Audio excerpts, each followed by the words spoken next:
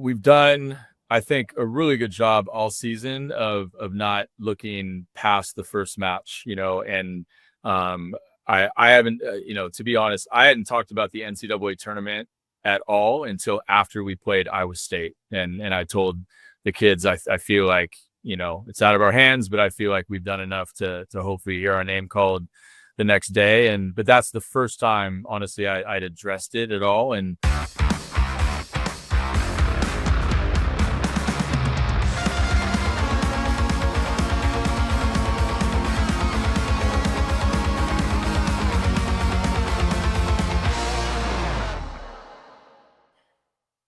Welcome back to another episode of Run It Back on KCSN. I am your host, Jazsmin Halliburton, and we got good news to start off today's show. K-State Volleyball is going back to the NCAA tournament for the first time since 2021 and the first time in Coach Jason Mansfield's tenure, who is going to be joining the show here shortly to talk about this huge milestone, not only in his career at K-State, but for all these players who've been working so hard to get to this moment after just missing out on his first season in 2023. They finally have made it to the postseason. So snaps, claps all around for Coach Mansfield and, of course, all of the players for K-State Volleyball. Now, let's go ahead and get into it, okay? Because obviously, we got like 5 seniors on this team for K-State Volleyball. They had their senior night against UCF. Heartbreaker. Almost was attempting to do the reverse sweep against the Golden Knights, but came up short, not being able to get their match set. And there goes the end of the game, losing a heartbreaker on senior night. Now, what are they going to do in order to bounce back? Because nothing is set in stone when it comes to trying to make the postseason. They've learned that in 2023, a couple of seasons ago, when they thought they did enough and they didn't. Now they dropped this heartbreaker against UCF. The next game is going to be on the road at Ames against number 21, Iowa State. Farmageddon Part 2 for them. Iowa State was able to get their lick in the morgue, beating K-State in 5 sets, right? But this time, oh no. K-State handled that.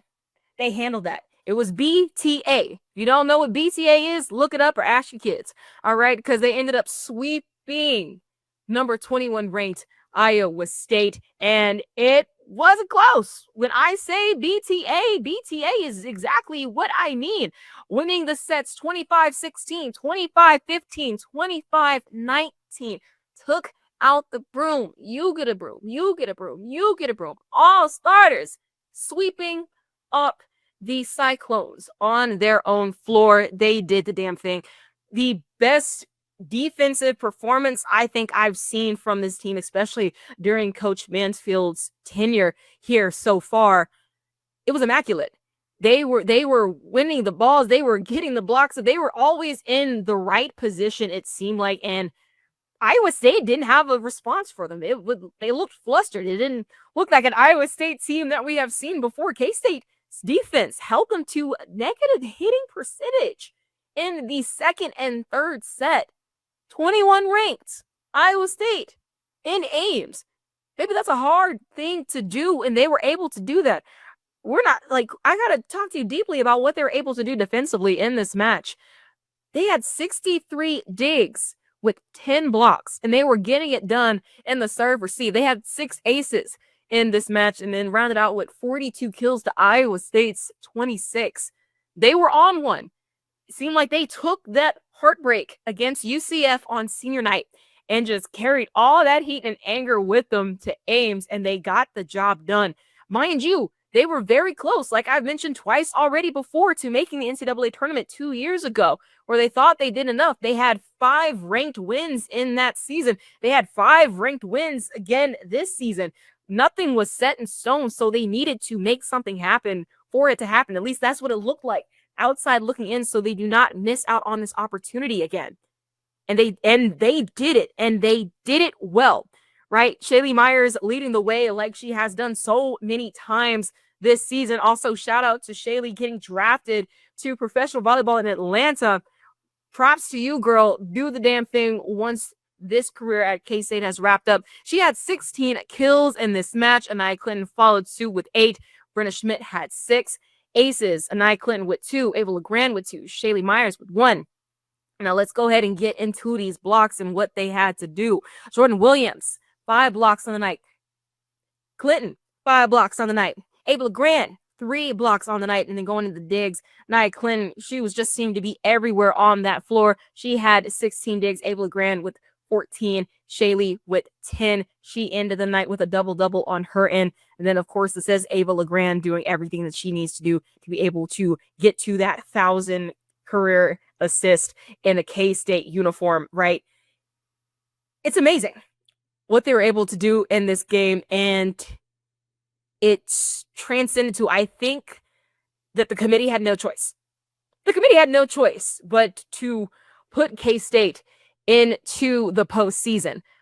I know, we've mentioned it before. Coach Mansfield, he has mentioned it before many times to where they thought that they did just enough to get to the postseason 2 years ago, and that was not the case.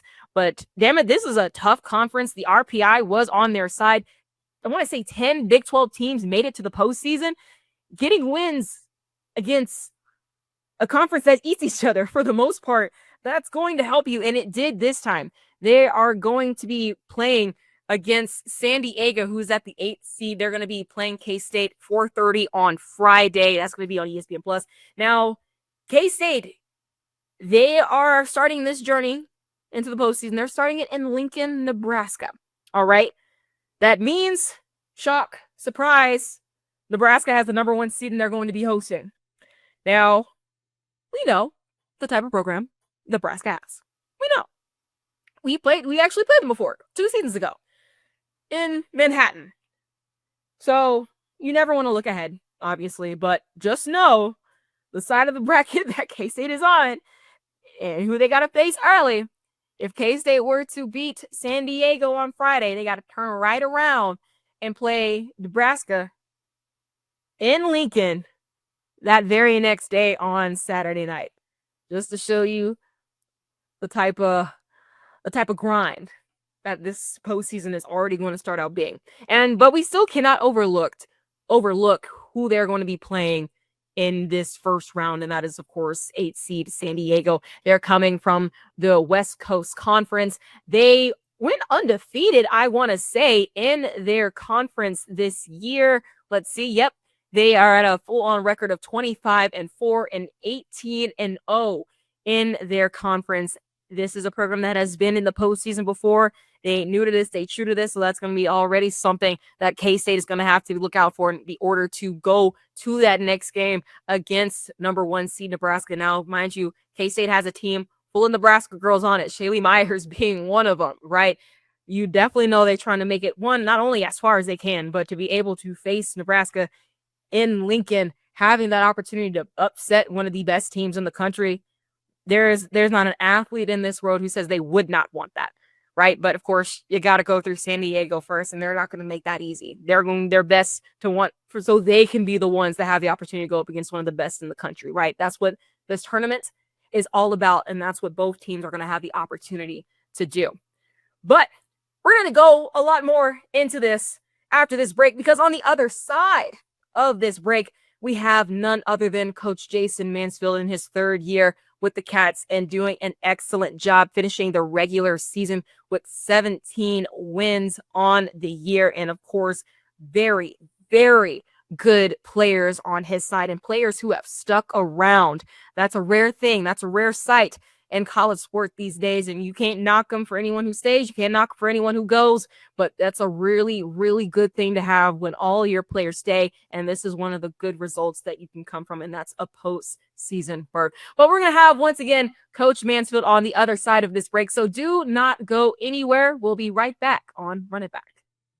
Success in real estate takes more than vision. It takes the right financial partner. When someone takes something rundown and turns it into something great, that's called a comeback story, like Brain Group. They take distressed properties here in KC, completely rework them, and then turn them into valuable real estate. But that kind of work needs the right bank behind it. Enter Emprise Bank. They're not about cookie-cutter loans. They saw Brain Group's vision, backed them, and now they're making big moves in Kansas City real estate. Talk about your partner in possible. Emprise doesn't do one-size-fits-all financing. They invest in potential and back growth. Visit emprisebank.com/KC to learn more. Emprise Bank. Member FDIC. Equal housing lender. What's up, guys? It is Benny Heiss, KCSN betting analyst, and Missouri. Your moment is finally here. DraftKings Sportsbook, America's top-rated sportsbook app, is now live right here in the state. So now you can make every game so much more exciting with same-game parlays, money lines, props, and more, all from your phone, and it's all safe, secure, and easy to use. And listen, we know fans in the state of Missouri know game day, whether it's the tailgates, the noise, the passion. And now with DraftKings Sportsbook, you can bring that same energy to every snap, every touchdown, and every win. Right now, new Missouri customers can bet just $5 and get $300 in bonus bets instantly. There's no waiting, no nonsense, just pure action powered by America's top-rated sportsbook app. So here's what you do. You download the DraftKings Sportsbook app. Use the code KCSN.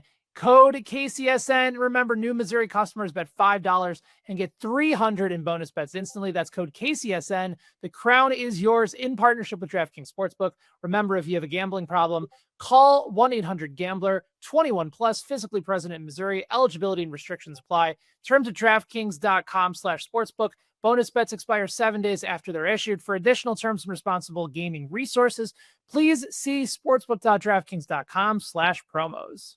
All right, everybody, welcome back to Run It Back, where I have a very special guest with me, none other than Coach Jason Mansfield for K-State Volleyball. Coach, thank you so much for getting back on the show. I know it's been a little minute, and I haven't had you on since last season. I love being on, so thanks for having me back.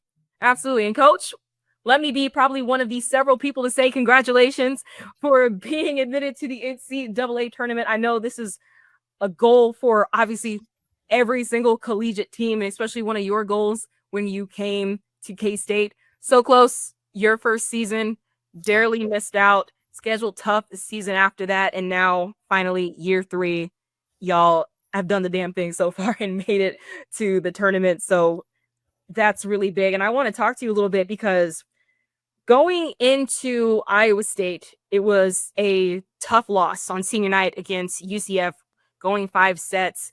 Now, what was your messaging like to the team going into Iowa State, where you guys took the broom out and swept them, knowing in that selection into the tournament was not set in stone? What was that messaging in between those 2 games? Yeah, I think it is same messaging the whole year. Honestly, I think that we're trying to prepare for every team the same. We're trying to, to have the same focus in practice. When we're watching film on who we're going to play, try to be really consistent in the messaging of how we feel like we're going to be successful.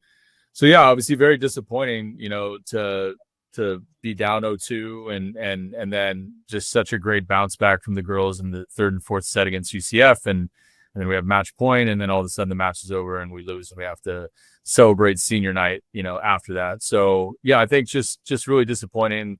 I really wanted, the seniors to go out, on top, and win their last match ever at home. But yeah, just really proud of their bounce back of, had a good Thanksgiving and a travel day to try to beat the snow out there in Ames. But I didn't really know what to expect. I believe that this team can be great in any match that we play. And so we prepared for that. We had a good practice on Friday, and we had a 2:00 match, so things, happened pretty fast, which I think is good during the day on Saturday. And we just came to play, and they competed from the beginning. And I think Iowa State was a little shocked, and we didn't let up, all 3 sets. So really proud of them, and what a wonderful way to kind of finish the regular season. Absolutely. That's probably one of the best matches I think I've seen, definitely this year, but especially during your tenure. The defense was chef's kiss in all 3 sets in that match. Y'all absolutely did the thing. Now, Coach, you were talking about, of course, such a tough team. Iowa State ranked 21 in the country, and this conference, Big 12 has 10 teams in the NCAA tournament. I want to say that's probably the most of any conference that's going to be going to the dance, right? How has playing in such a difficult conference prepare you guys for going into this tournament season? Yeah, it means a lot. I think before conference started, I think there were so many teams that had a really good non-conference, and I think that we all kind of looked at each other and said, "Hey, our conference is maybe better than we thought." I knew it was going to be very wide open this year. I felt like Arizona State and KU and Baylor and TCU, some of those teams were going to be the most talented teams kind of going into conference, but I felt like, man, Colorado was really good, and Central Florida with a new coach, and Cincinnati with a new coach, and Iowa State with a bunch of players returning. So I felt like it was wide open, and I think that that's exactly what happened this year. Arizona State, ended up winning a lot of close matches and obviously taking the conference. But I think from there, every single team pretty much beat up on each other, and even the teams towards the bottom were really, really good. So yeah, it prepares you. I mean, there was no, it's cliche, but there was no nights off. There was no matches where you could look at and be like, yeah, we're going to win this match. And I think that really prepares you for the playoffs, and how blessed are we to play in a conference that it's like that, where there's not a lot of conferences that you can say that. So Absolutely. And Coach, one of my final questions for you guys, going up against San Diego Friday, I guess not Friday night, but late Friday evening. Yep. I know you maybe haven't had a chance to look too deeply on what they got going on, but if you have, and without, of course, giving too much, what about San Diego, stands out for you guys that needs to be prepared for Friday? Yeah, I mean, first and foremost, just a team that's done really well in the West Coast Conference for almost 20 years. They're towards the top, if not winning that conference, pretty much every single year. John Dunn, who was on staff here my first year, is an assistant coach over there. He left K-State to go to San Diego, so been following them closely the last couple of years, or closer, I should say, than before that. But yeah, 18-0 in conference, which is incredible to be that consistent. Throughout a tough conference is impressive, and yeah, they have two really good outside hitters, a really talented opposite, two good middles, a really, really talented setter, and a great libero. So they're a complete team, and their offense is really, really special, and they set it fast, and they're going to be a problem to slow down. But yeah, I think, like you said earlier, playing in the Big 10 or Big 12 and playing a ton of different style teams that set it fast, that have good offenses.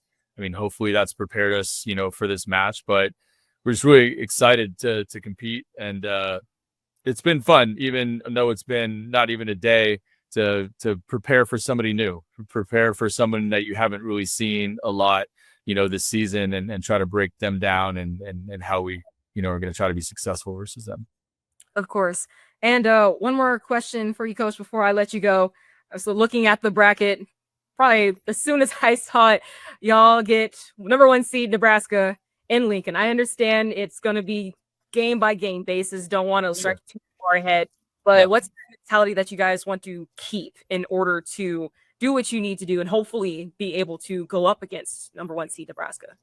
Yeah, I think, we've done, I think, a really good job all season of not looking past the first match, and I haven't, to be honest, I hadn't talked about the NCAA tournament at all until after we played Iowa State. And I told the kids, I feel like, it's out of our hands, but I feel like we've done enough to hopefully hear our name called the next day. But that's the first time, honestly, I'd addressed it at all. And we talked about, being in the Nebraska regional yesterday and playing San Diego. And if we happen to win that match, it's going to be a great environment, obviously, to play. But I think that we're just really, really excited to be in. We have to beat a really good San Diego team in order to get to that point.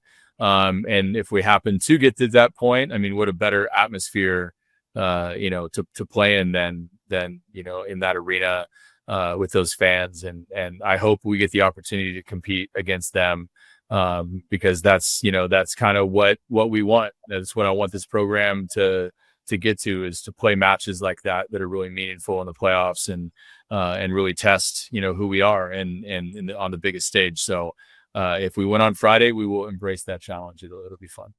Absolutely. Definitely be fun. I know you already have a few girls on the team that is actually from Nebraska. I think Tilly Myers might be from Lincoln, Nebraska. So I feel like that's going to be extra motivation. I really, really hope they get that opportunity. Well, so that's all the questions I have for you today. Is there anything else that you would like to add or for people to know about as you guys make this journey into the postseason? Yeah, just again to reiterate, like, just how proud I am of the girls, and like you said earlier, a couple years ago, we thought we had a great shot to get in and didn't. I think RPI continues to kind of lead the way of what the teams that get in, and it's not necessarily about your resume. It's more about the RPI, and so luckily the numbers were good for us this year, and the one big math problem with the RPI was in our favor this year, and we happened to get in. But just really appreciate everybody's support. Morgan Family Arena is the best place to play in the country, and just the support we've had all year and the matches that we've had there. I think everybody's really enjoyed watching this group play and improve and grow. And how special is it that we have 4 seniors that spent their whole entire career at K-State. And I think that that's special and something that's unique in college athletics these days. And I love that they're getting an opportunity to continue their careers with at least one more match. So really appreciate everybody's support. And yeah, it's been a really fun season. All right. Well, Coach, I appreciate you coming on. Everybody, please go ahead and tune in to ESPN Plus when the Wildcats take on San Diego Friday at 4:30. Once again on ESPN Plus. Coach, once again, thank you so much for being on, and best of luck to you. Thank you, Jazsmin. I appreciate it.